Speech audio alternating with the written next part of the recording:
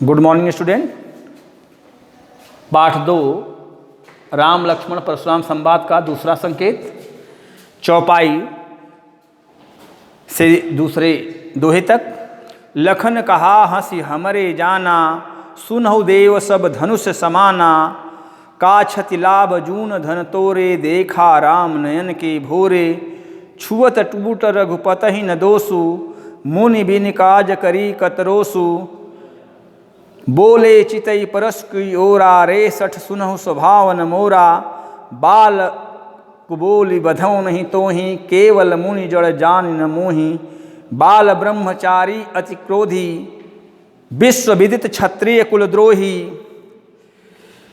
भुजबल भूमि भूप बिन कीन्ही, विपुल बार महिदेवन दीन्ही।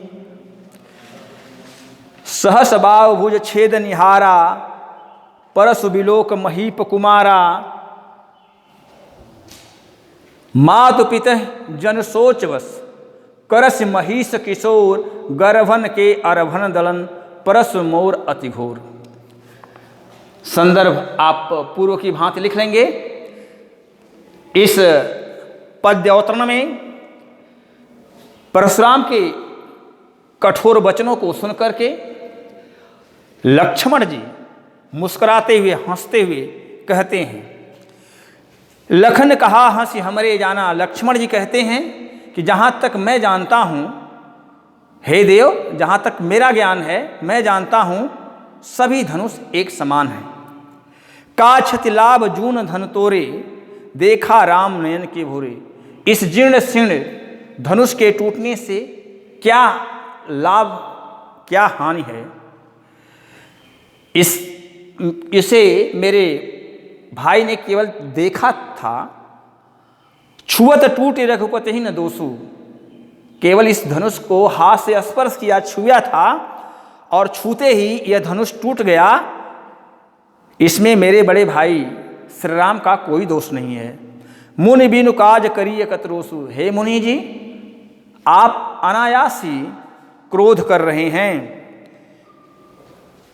लक्ष्मण की इन बातों को सुन करके परशुराम जी कहते हैं, बोले चितई परस की ओरा, रे सठ सुनहु स्वभावन मोरा।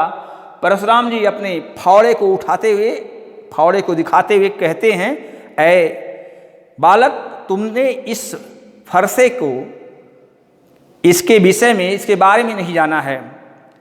बालक बोली बधो नहीं तोहि, केवल मुनि जड़ जान न मोहि।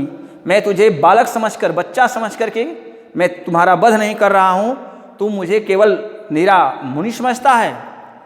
बाल ब्रह्मचारी अति क्रोधी, मैं बाल ब्रह्मचारी और अधिक गुस्सा करने वाला व्यक्ति हूं।